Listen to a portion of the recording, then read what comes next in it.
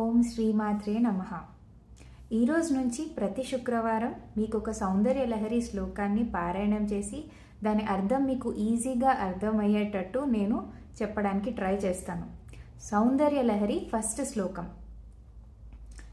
శివశక్త్యాయుక్తో యది భవతి శక్త ప్రభవితుం నచేదేవం దేవో న ఖలు కుశల స్పందితుమపి అతస్మామారాధ్యాం హరిహర విరించాదిభిరపి ప్రణంతుం స్తోత్రం వా కదమ కృత పుణ్య ప్రభవతి.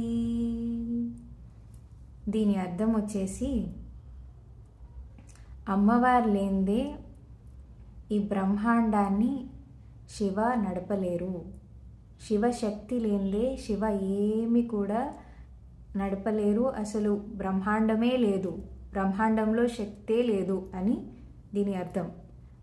శివనే కాదు, ఏ దేవతలైనా ఏదైనా కూడా దాంట్లో శక్తి ఉంది అంటే అది అమ్మవారి వల్లనే. ఈ బ్రహ్మాండమంతా నడిచేది ఆ తల్లి వల్లనే.